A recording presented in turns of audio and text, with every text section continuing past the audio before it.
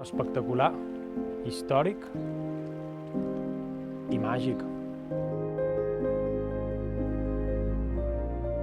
El primer record que tenc de l'abadia és probablement nedar a les platges de devora la base quan era un nen molt petit. Ho descriuria com que aquesta cara de tramuntana és com la part salvatge de Mallorca. No? De fet, dins l'abadia de Pollença hi ha aquest contrast al volta, com dins l'abadia tens unes sensacions i pots disfrutar de la mar i de la muntanya, però una vegada creues cap en aquesta banda, creues cap a Cala Sant Vicenç, és com una part molt més salvatge, molt més neta. L'animal preferit que he vist aquí, o que m'hagi impactat més, alguna tonyina vermella molt grossa o alguna rajada espectacular dins l'abadia de Cala Sant Vicenç.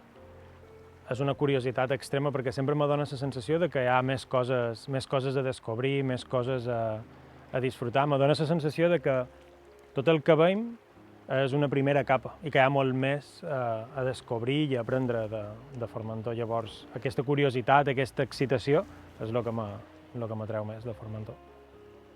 El consell que li donaria a un turista si vengués aquí seria que ho disfrutés, però sobretot que ho respectés.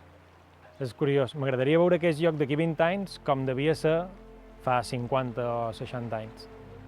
Els sentiments que m'abroten és de tranquil·litat, sempre m'ha donat tranquil·litat aquesta zona, i curiositat, molta curiositat, perquè és un lloc obert i sempre he tingut curiositat per venir aquí. Sempre me dona la sensació que quan estic aquí alguna cosa nova trobaré. Aquesta ubicació en què estem és especial perquè, com deia, les primeres memòries que jo tinc és de venir a nedar, de passar els estius a la banda de Pollença, a la península de Formentor, i sempre tinc aquest record de petit que venia a Cala Sant Vicenç, venia a Cala Carbó, era com anar a la cala, a la platja maca, l'aigua més neta, on hi havia més vida, on estava més tranquil. Llavors, això és el que